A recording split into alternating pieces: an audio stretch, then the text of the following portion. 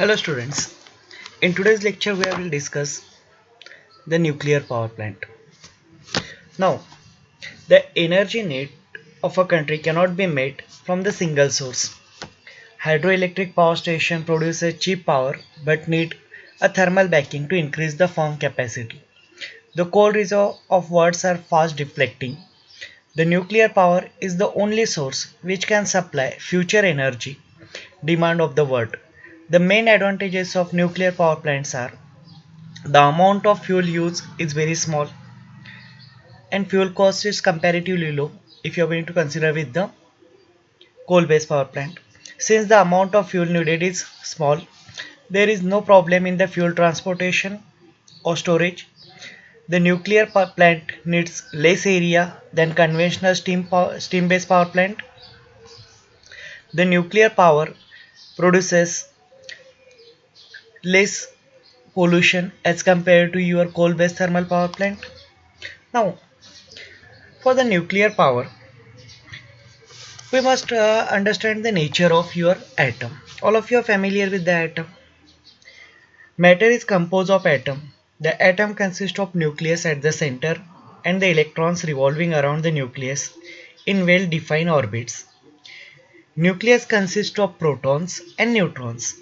Protons carrying positive charge and neutrons carrying no charge. The electrons are negatively charged and have very insignificant mass as compared to the mass of proton and neutron.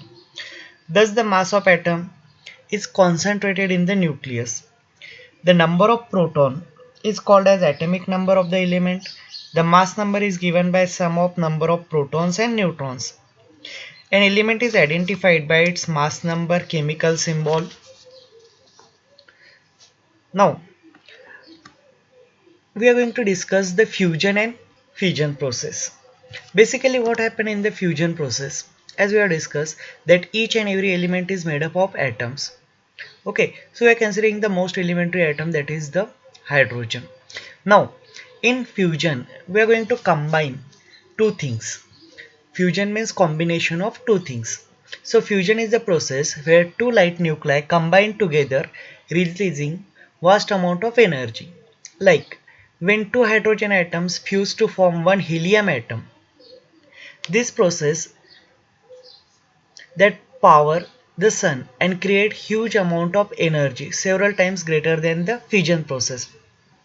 So on our sun, the same process is going on in which two hydrogen atoms will combine to form a helium atom. Okay, and it will release the tremendous amount of energy.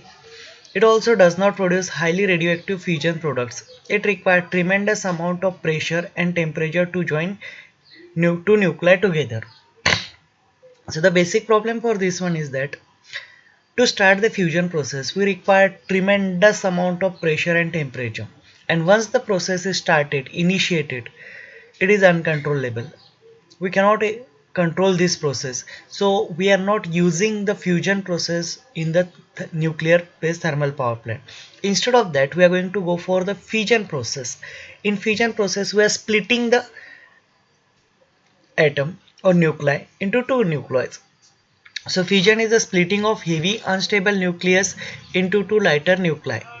Uranium and plutonium are most commonly used for fission reaction in the nuclear power plant because they are easy to initiate and control. So in most of the nuclear power plant we are going to use the fission process in which the uranium or plutonium or thorium, these are the three radioactive elements that we are going to use, can be split into the two nuclei, and when they are going to be split, a chain reaction will start. The neutron is get bombarded with the nucleus of one thorium atom or uranium atom, and then that will divide into two parts. Again that will release as two neutron, that will again bombard into two, so the chain reaction will form. Okay, but we can control this reaction by using the control rod. Okay, so fission process is controllable but fusion process is not easily controllable. So in almost all nuclear power plant we are going to use the fission process. So what exactly happened into the nuclear power plant? So this is the two protons or neutrons that is going to be bombarded on uranium 232. When they are bombarded, that is going to be converted again, and that causes the chain reaction. So this is the basic principle or process going to be happen in the nuclear power plant. Now, basic working of nuclear power plant. So in nuclear power plant, we will convert the nuclear energy or the energy of atom into heat energy. Okay, so we are going to split the atom by bombarding neutron. Okay, so when the neutron get bombarded on the nucleus of the atom, that is going to be split. When it will split, it will produces the energy also. So in nuclear power plant, neutrons collides with the uranium atom, splitting them. This split releases neutron from the uranium that in turn collide with the other atom, causing a chain reaction. This chain reaction is controlled with the help of control rod that absorb neutron. In the core of nuclear reactor, the fusion of uranium atom releases the energy that heats the water to about 520 degree centigrade. So in the core, when the actual process is going on, so the neutron get bombarded over, so you are going to use the fuel rod over here. So this fuel rod is controlled, the amount of chain reaction is going to be controlled with the help of this control rod. Okay, so what happened, it in this core a tremendous energy is going to be built.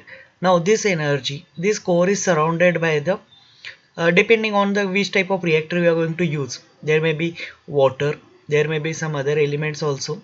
So what happened, the temperature of this is going to be increases and that goes to this pipe. Okay, and it is again circulated over here. So this is the heat exchanger. In the heat exchanger, the heat of the water is going to be exchange by means of conduction convention to the surrounding water.